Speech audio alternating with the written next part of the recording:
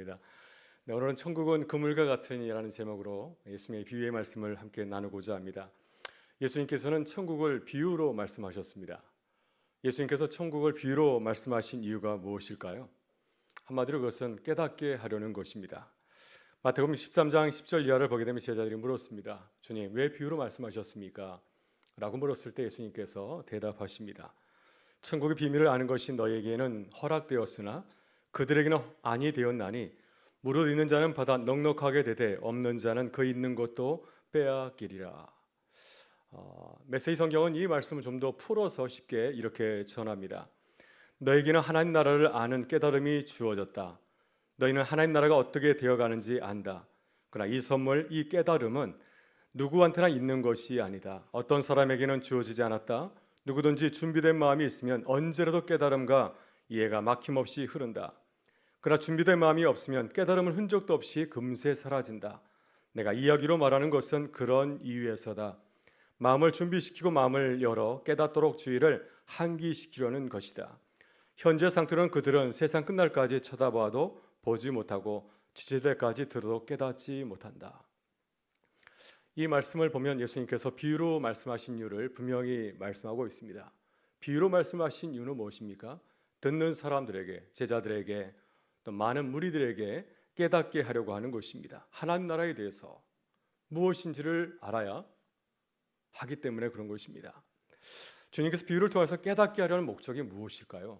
왜 주님께서는 사람들에게 깨닫게 하는데 이렇게 관심을 쏟고 있겠습니까? 하나님의 나라를 분명히 깨닫고 새롭게 변화되어서 천국 백성의 삶을 살기를 원하기 때문입니다. 그래서 비유의 목적은 궁극적으로 삶의 변화에 있습니다. 단지 지식에 머무르는 것이 아니라 깨달아 알아서 삶이 변하게 되는 것, 하나님이 누구인지, 하나님의 나라가 무엇인지 이웃에 대해서 분명히 알고 살게 하시려고, 깨닫게 하시려고 하는 것입니다. 오늘 우리는 6번째 예수님의 비유의 말씀을 나누고 있습니다. 복음서에 보면 예수님의 비유의 말씀이 무척 많이 나옵니다. 예수님께서 비유의 말씀을 들려주시는 것은 예수님의 지식을 자랑하거나 과시하려고 하는 것이 결코 아닙니다. 주님께서 비유의 말씀을 많이 들려주시는 건 뭐냐면 대상이 많기도 하고 또 사람들이 가능하면 예수님의 말씀을 듣고 깨닫게 하시려고, 그래서 예수님께서는 다양한 소재를 가지고서 비유를 들려주었습니다. 보다 많은 사람들이 하나님 나라에서 깨닫고 새로운 삶을 살아가기를 원하셨기 때문이죠. 특히 예수님께서는 우리의 생활 속에서 비유의 소주를 찾았습니다. 사람들이 전혀 모르는 소재를 가지고서 하나님 나라를 얘기한 것이 아니라 사람들에게 아주 익숙한 것을 가지고서 이야기를 하셨고요. 남녀노소 불구하고 누구든지 듣고 이해할 수 있는 아주 쉬운 소재를 가지고서 하나님 나라에 대해서 말씀을 하였습니다. 우리는 하나님 나라를 멀리 있는 곳으로 생각할 때가 참 많이 있습니다. 하늘에 있는 것이라든지 아니면 하나님 나라는 세상 마지막 날에 있는 것은 아닌가 하면서 멀리 있는 것으로, 우리와는 전혀 관계없는 것으로 생각하지만, 그러나 주님께서는 그렇게 말씀하지 아니하시고 우리 일상에서 늘 대하는 것을 가지고서 천국에 대해서 말씀을 해 주었습니다. 따라서 우리도 믿음의 눈으로 바라보게 되면 하나님 나라를 발견할 수가 있습니다. 그 뜻을 깨닫고 오늘 우리의 삶의 자리에서 이 천국의 삶을 살아갈 수 있는 줄 믿습니다. 예전에 서울여자대학교 기독교학과 교수인 장경철 목사님이 재미난 제목의 책을 표현했습니다. 개나리는 근심하지 않는다. 이 목사님이 이제 봄에 서울여대 교정을 산보를 하였습니다. 아침에 산보를 하다가 봄에 이제 개나리가 핀 것을 보았습니다. 여러분, 개나리 꽃 기억하시죠? 봄에 가장 빨리 피는 꽃, 아주 진 노란색의 개나리 꽃을 우리가 잘 알지 않습니까? 장경수 교수님이 그 개나리를 보다가 이런 느낌이 들었습니다. 아, 개나리는 근심하지 않는다. 근심하면 이런 아름다운 꽃을 피울 수 없다고 하는 겁니다. 우중충한 꽃을 피웠을 텐데 이 밝은 꽃을 피운 것을 봐서 개나리는 근심하지 않는다, 이런 깨달음을 가졌습니다. 그래서 집에 와서 아내한테 얘기를 했습니다. 개나리는 근심하지 않는 것 같아. 아내는 그것을 깨닫지 못하고 갑자기 남편이 왜 이런 얘기를 할까 해서 대화가 되지 않았다는 그런 얘기를 한 적이 있습니다. 근데 저는 이야기를 듣고 깨달은 바가 있었습니다. 아, 그렇구나.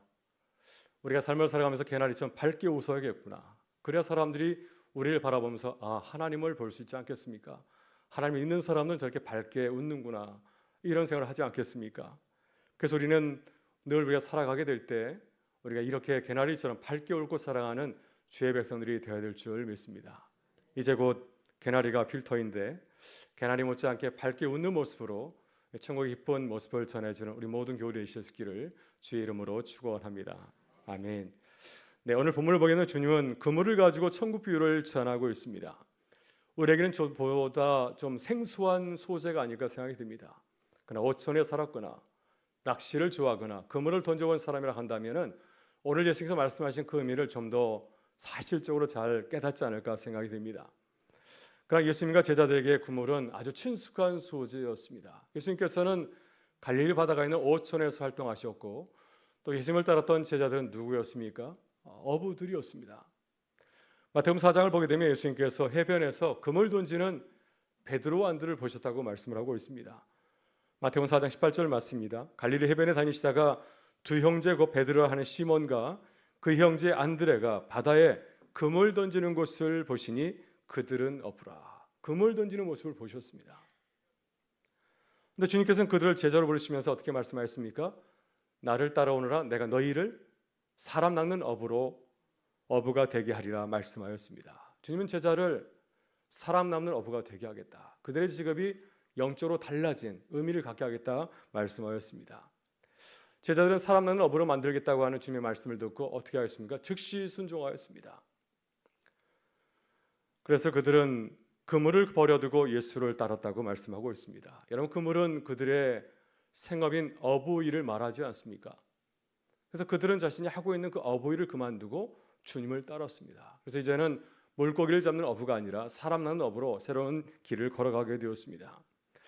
이렇게 예수님께서 멀리서 천국을 발견하지 않았습니다. 제자들의 직업인 물고기 잡는 그 직업을 보면서 거기에서 하나님 나라의 의미를 깨닫게 하신 것입니다. 누가복음 5장을 보게 되면 예수님께서 베드로를 부르실 때의 장면을 소개하지 않습니까? 베드로가 밤이 새도록 고기를 잡았지만 한 마리도 잡지를 못하였습니다. 그때 예수님께서 그들을 향하여서 깊은 데로 가서 그물을 던지라 말씀하십니다. 그래서 그 말씀을 따르게 될 때 이 제자들이 만선의 기쁨을 누리지 않았습니까? 그래서 이 제자들에게 그물은 아주 친숙한 소재이고 또 이 그물 때문에 주님을 따르게 되었습니다. 예수님께서는 이렇게 일상에서 만난 사건들에서 천국을 발견하였습니다. 보다 중요한 것은 제자들이 하고 있는 그 일들, 그들의 일 가운데서 천국을 말씀하셨기 때문에 아마 제자들은 보다도 아주 쉽게 천국의 의미를 깨닫게 되었을 것입니다. 여러분, 그렇다면 그물 비유는 어떤 비유일까요? 그물은 어떤 하나님 나라에 대해서 소개를 하고 있습니까? 그물 비유는 종말에 관한 비유입니다. 왜냐하면 어부는 이제 바다에서 그물을 던져서 고기를 잡지 않습니까? 고기를 잡는 것은 끝나는 것이 아니라 그물을 끌어올려서 이제 물고기가 그 안에 들어가면서 보지 않습니까? 그러면 물고기를 다 나누게 됩니다. 좋은 물고기, 나쁜 물고기를 나누고 그리고 나쁜 물고기는 버리거나 폐기 처분하게 되죠. 그 모습이 마치 종말에 하나님을 연상하게 합니다. 본문 47절과 48절에서 이렇게 말씀하고 있는데 우리 47절과 48절의 말씀을 같이 한번 읽어보겠습니다. 또 천국은 마치 바다에 치고 각종 물고기를 모으는 그물과 같으니 그물에 가득함에 물가로 끌어내고 앉아서 좋은 것을 그릇에 담고 못된 것은 내버리느니라. 아멘. 네, 예수님께서는 그물을 보면서 종말에 임할 하나님 나라를 바라보았습니다. 하나님께서 종말에 어부가 하는 것과 마찬가지로 어부가 이제 그물을 끌어올려서 나쁜 물고기, 좋은 물고기를 구별하는 것처럼 하나님께서도 그리하신다고 하는 것입니다. 그래서 주님께서는 이 그물을 비유를 가지고서 종말을 모르고 살아가는 사람들 향해서 이 비유의 말씀을 들려주신 것입니다. 여러분, 종말은 우리에게 매우 중요한 일입니다. 예수님께서 그물에서 종말을 깨달은 것처럼 우리도 종말을 깨달을 수가 있습니다. 우리 매일의 삶의 자리에서 종말을 알려주신 하나님의 사인이 있습니다. 우리의 삶을 돌아보게 되면 종말이 보이질 않습니까? 우리는 매일 아침 종말을 연습을 합니다. 매일 새벽 기도회로 하루를 시작하고요. 또 저녁에는 이제 119 기도 운동을 하지 않습니까? 하루를 기도로 시작하고 또 기도로 하루를 마치지 않습니까? 그래서 우리는 시작하고 마치는 이 종말을 살아가는 삶을 살고 있습니다. 또 우리는 밤이 되면 누구나 잠을 자지 않습니까? 잠을 자지 않는 사람은 없습니다. 하나님께서는 모든 생물들에게 잠을 자게 하셨습니다. 잠을 자면서 우리는 하루를 마치고 새 하루를 준비하게 되죠.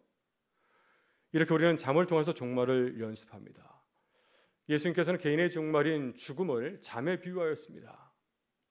지금 자고 있다 말씀하지 않습니까? 그래서 죽음을 잠에 비유하였습니다. 그래서 우리는 매일같이 종말을 연습하는 거죠.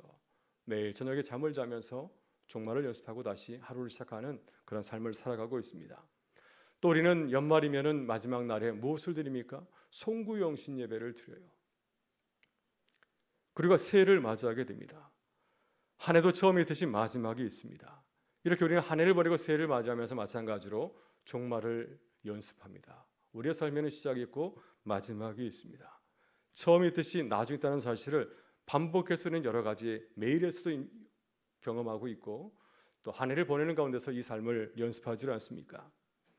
우리가 종말을 연습하는 이유가 무엇일까? 왜 하나님께서는 우리에게 처음이 있고 나중이 있음을 이러한 매일의 삶에서 잠을 통하여서 또 한 해를 보내고 한 해를 맞이하는 그러한 삶을 모습에서 깨닫게 하셨을까요? 우리의 인생은 영원하지 않고 유언하다고 하는 것입니다. 우리의 인생은 처음이 있듯이 마지막이 있다고 하는 것입니다. 이 사실을 알아야 우리에게 주어진 인생을 후회함 없이 의미 있게 또 뜻깊게 살아갈 수 있기 때문입니다. 여러분, 주님께서 그물 비유를 들려주신 이유도 종말을 바라보고 살아가라는 뜻을 담고 있습니다. 어부가 마지막에 그물을 끌어올려서 그 안에 있는 모든 물고기를 나누는 것처럼 하나님께서 우리 인생도 마찬가지로 마지막에 살펴보고 심판할 때가 있다고 하는 것입니다. 그러니 이 그물 비유를 생각하면서 마지막을 살아가는, 종말을 기억하고 살아가는 인생이 되라는 말씀을 하고 계십니다. 오늘 주님은 그물을 천국에 비유하였습니다. 어부의 일을 하나님의 일에 비유하지 않습니까? 그렇다면 우리는 이 그물 비유를 깨닫고 어떤 종말의 삶을 바라보면서 살아가야 될까요? 어떻게 살아야 우리가 후회함이 없이 하나님의 주신 삶을 우리가 기쁘게 잘 살아갈 수 있겠습니까? 먼저 우리는 어부와 같은 하나님을 기억해야 됩니다. 여러분, 우리는 하나님을 알아야 됩니다. 하나님이 어떤 분인지를 잘 알아야 종말을 준비하고 종말을 살아갈 수가 있습니다. 만약 하나님을 잘 알지 못한다고 한다면 종말을 준비하지 못하고 살아가지 않을까요? 하나님을 잘 알지 못하면 내가 하나님 되어서 내 생각대로 내 뜻대로 살아가려고 하지 않겠습니까? 종말을 준비하지 못한 사람들이 그렇습니다. 종말을 알지 못하기 때문에 내 생각대로 살아가다가 마지막에 원치 않는 삶을 만나는 경우를 보지 않습니까? 그러나 하나님을 잘 아는 사람은 종말을 살아가죠. 항상 종말을 준비하면서 현재를 살아갑니다. 현재의 삶이 우리의 그 종말의 삶을 결정하기 때문입니다. 여러분, 사도 바울도 늘 하나님을 바라보면서 종말을 살아갔습니다. 빌립보서 3장 13절과 14절을 보게 되면 바울은 종말을 살아가는 자신의 모습을 이렇게 고백하고 있습니다.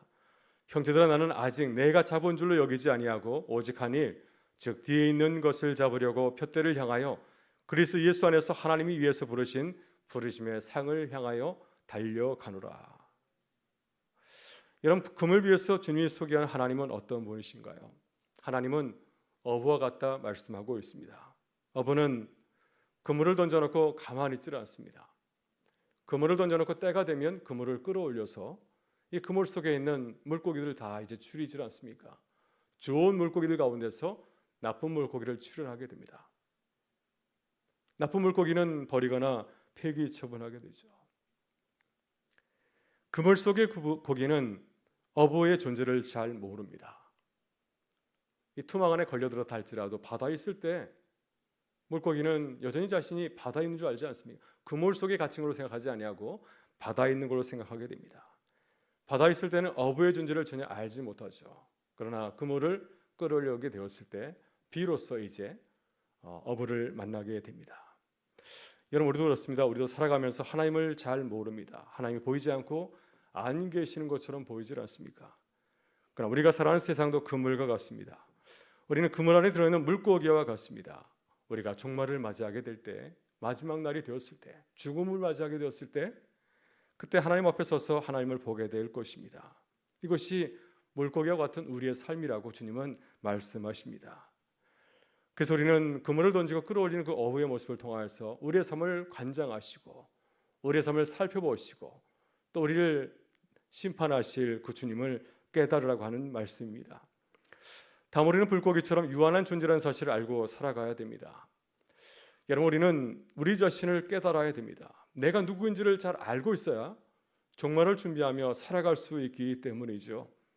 만약 내가 누구인지 잘 모른다고 한다면 어떻게 될까요? 내가 누구인지 잘 모르면서도 종말을 준비하는 사람이 있겠습니까? 인생이 영원히 지속된다고 생각한다면 어떻게 살까요? 내일을 기대하면서 내일을 준비하며 살겠습니까?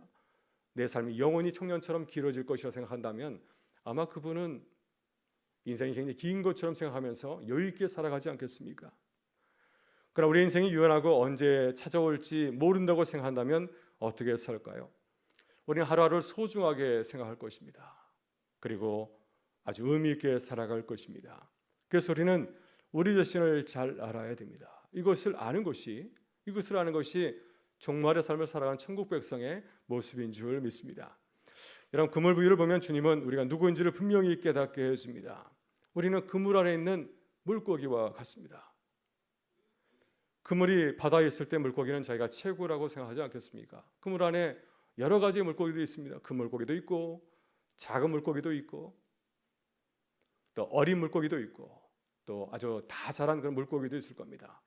또 사람들이 보기에는 아주 가치 있는 아주 멋있게 생긴 그러한 물고기도 있을 것이고 또 별로 이렇게 볼품이 없는 그런 물고기도 있을 겁니다.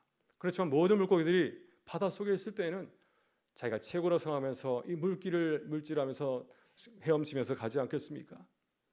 그러나 어부가 그물을 끌어올리게 되면 물고기의 가치는 어부에 의해서 결정하게 됩니다. 물고기가 스스로 자신의 삶을 결정하는 것이 아니라 어부가 보고 결정하는 것이죠. 어부가 보기에 좋은 것은 선별하고 나쁜 것은 버리고 폐기합니다. 이것을 우리가 알아야 됩니다. 어부가 물고기를 보고 결정하는 거지 물고기가 자신을 보고 결정하는 것이 결코 아니라고 하는 것이죠. 여러분, 우리도 그렇습니다. 우리는 그물 같은 세상에서 살아가고 있습니다. 우리는 살아가면서 우리의 모습을 우리 스스로 결정하고 판단할 때가 참 많이 있습니다. 내가 나를 바라보면서 나는 참 잘 살고 있다, 나는 괜찮다 이렇게 말하기도 하고 또 내 모습을 스스로 보면서 만족해하고 그러지 않습니까? 그러나 우리의 삶이 다하게 되면 그날에도 하나님께서 우리의 의견을 물으실까요? 너는 너희 삶이 어떻게 생각하니? 그래, 맞다, 그렇게 내가 잘 살았다 이렇게 말씀하시겠습니까? 하나님께서 당신의 기준을 가지고서 우리를 바라보시고 우리를 삶을 판단하십니다. 마태복음 25장에 나오는 유명한 종말의 비유가 있죠. 양과 염소의 비유를 보게 되면은 마지막 날의 그 모습을 우리에게 상징적으로 비유적으로 보여주고 있습니다. 하나님께서 마지막 날에 모든 사람을 다 모으십니다. 그리고 모든 사람을 두 분류로 나누지 않습니까? 양과 염소로 나누게 됩니다. 양은 의인을 뜻하고 염소는 악인을 뜻합니다. 근데 마지막에 어떤 일이 벌어지게 되었습니까? 염소의 무리에 들었던 사람들이 하나님의 판단에 대해서 반발합니다. 하나님, 내가 정말 잘 살았는데 아니 내가 왜 이 염소의 무리에 속해야 됩니까? 그러나 하나님께서는 그들 향해서 말씀하시죠. 아니다, 너희는 의롭지 못하게 살았다. 너희 주변에 있는 어려운 사람들 돌보지 못하였다 하면서 그들을 염소의 무리에 속하게 하였고 영벌에 들어가게 하는 그러한 심판을 내리는 것을 보게 됩니다. 그물비유와 비슷한 이 가라지비유도 비슷한 내용을 말하고 있습니다. 알곡과 가라지 비유를 보게 되면 종들이 주인에게 말하지 않습니까? 주인님, 저 가라지 어떻게 할까요? 그러자 주인이 그에게 이렇게 말합니다. 가만히 두어라. 가라지를 뽑다가 곡식까지 뽑을까 염려하노라. 둘 다 추수때까지 함께 자라게 두라. 추수때 내가 추수꾼들에게 말하기를 가라지는 먼저 얻어서 불살에게 단으로 묶고 곡식은 모아 내 곡간에 넣으라 하리라. 사람들은 누가 알곡인지 가라인지 알지 못합니다. 우리는 알 수 있을까요? 우리도 모릅니다. 우리가 알곡인지 가라인지 전혀 알지 못합니다. 그러나 마지막에 농부가 보고 결정하죠. 그래서 가라지는 먼저 거두어서 곡식 가운데서 가라지를 먼저 거두어서 단어놓고 불사버리고요. 그리고 알곡은 거두어서 이제 곡간에 넣어둔다 말씀합니다. 여러분, 이 심판을 마지막에 누가 하나요? 우리가 합니까? 우리가 스스로 우리 자신을 판단합니까? 하나님께서 하십니다. 우리의 삶을 보신 하나님께서 우리를 판단하십니다. 그래서 우리는 누구를 바라봐야 될까요? 하나님을 바라봐야 됩니다. 항상 겸손하고 우리를 낮추고 주님을 바라봐야 되고요. 주의 말씀에 비추어서 우리가 매일 살아가야 되는 줄 믿습니다. 마지막으로 우리는 하나님의 심판을 준비해야 됩니다. 우리는 종말을 잘 모릅니다. 우리 가운데 종말을 경험한 자가 있습니까? 하나님의 심판 앞에 서본 사람이 있습니까? 우리는 종말을 경험한 적이 없습니다. 종말을 모르기에 하나님의 심판을 모르고 살아갈 때가 많이 있습니다. 각자 자신의 소견대로 살아갑니다. 이 종말의 마지막 그 심판의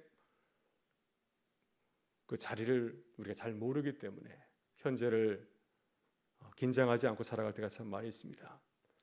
그래서 주님께서는 금을 위해서 종말의 현실을 깨닫게 하시려고 이렇게 말씀하시죠. 우리 40절과 50절의 말씀을 같이 읽어보겠습니다. 세상 끝에도 이러하리라. 천사들이 와서 의인 중에서 악인을 갈라내어 풀무불에 던져 넣으리니 거기서 울며 이를 갈리라. 아멘. 이 말씀은 심판받을 악인에 대해서 말씀하고 있습니다. 악인은 심판을 받은 이후에 어떻게 됩니까? 비유로 말씀하시죠. 풀무불에 던졌습니다. 그리고 그것으로 끝나는 것이 아니라 그곳에서 영원히 울며 이를 가는 삶을 살아야 된다고 하는 겁니다. 누가복음 16장에 보게 되면 부자와 거지 나사로 비유가 나옵니다. 부자가 죽은 이후의 삶을 보여주고 있죠. 그는 음부에 떨어서 극심한 고통을 당하게 됩니다. 그런데 우리가 이 부자를 보면서 놀라는 것은 무엇인가요? 그는 음부에 떨어졌지만 회개를 모르는 사람입니다. 삶이 변하지 않았습니다. 고통 가운데 있을 뿐 그의 삶은 전혀 변하지 않았고, 아브라함을 향해서 뭐라고 얘기합니까? 아브라함 품 안에 있는 나사로를 바라보면서 저 나사로를 향해서 나에게 물 좀 갖다 달라고, 또 나사로를 저 지상에 보내어서 아직 믿지 않는 내 형제들에게 가서 이 현실, 이 엄중한 현실을 전해달라고 요구하고 있습니다. 그래서 우리가 지켜보고 있는 바로 이 부자의 모습입니다. 음부에 떨어져서 고통을 당하고 음부에 떨어져서도 변하지 않고 회개하지 않고 그러한 삶을 아주 굳은 마음을 가지고 사는 모습을 상징적으로 우리에게 보여주고 있습니다. 그래서 우리는 이 종말의 심각성을 깨달아야 됩니다. 그리고 현재를 살아가야 됩니다. 현재에 빠져 살아가는 것이 아니라 깨어서 종말을 바라보면서 종말을 살아가는 지혜자가 되어야 될 줄 믿습니다. 만약 우리가 이 사실을 소홀히 여긴다고 한다면 울며 이를 가는 인생이 될 수 있다고 하는 것이죠. 만약 그렇다고 한다면 얼마나 불쌍한 인생입니까? 이것이 주님께서 비유로 말씀하시는 이유입니다. 그러나 이 금을 비유는 누구에게 주신 말씀입니까? 우리 주님께서 제자들에게 주신 비유의 말씀입니다. 주님은 제자들에게 위로와 격려하고 있고 또 그들의 삶을 응원하고 격려하고 있습니다. 그들의 주님의 선택을 받았기 때문에, 주님을 믿기로 작정하였기 때문에 세상에서 얼마나 힘든 삶을 살아가는지 모릅니다. 그러나 그들의 삶은 결코 헛되지 않죠. 현세에서는 어려울지 모르겠지만 영혼의 삶에 비춰보게 된다면 그들의 삶은 영광 가운데 거하게 될 것입니다. 나사로와 같이 영원한 천국에서 영생을 누리며 살아가는 복을 누릴 수 있기 때문입니다. 여러분, 우리도 그렇습니다. 우리도 주 안에서 주님의 제자로 살아가니 얼마나 감사한 일인가요? 오늘 주님은 그물의 비유로 우리에게를 이루하십니다. 경고하는 것이 아니라 우리를 이루하십니다. 우리가 주님의 제자로 살아갈 때 마지막 때 주 안에서 큰 기쁨과 감격을 누리게 될 줄 믿습니다. 하나님의 놀라운 은혜를 누리며 감격하는 삶을 살게 될 줄 믿습니다. 우리 모두가 그러한 은혜를 누리시기를 주의 이름으로 축원합니다. 오늘 함께 기도하게 될 때 우리 교회와 우리 자신에서 뜨겁게 기도하기를 원합니다. 우리 주님을 바라보면서 종말을 살아가는 교회와 성도 정말 필요하지 않습니까? 그래서 우리 교회와 성도에서 간절히 기도하기를 원하고요. 또 이 놀라운 복음을 우리의 삶으로 보여줘 증거하는 우리 교회가 될 수 있기를 주의 이름으로 축원합니다. 함께 기도하겠습니다. 좋으신 우리 아버지 하나님, 오늘도 주의 비밀의 말씀을 나누고 종말의 삶을 깨닫게 하셔서 감사합니다. 우리 이 땅을 살아가면서 항상 어부와 같으신 우리 하나님을 바라보며 종말을 준비하게 하셔서 주님의 삶을 아름답게 살아가게 하여 주옵소서. 오늘도 교회와 나라 민족을 위해서 기도하기를 원합니다.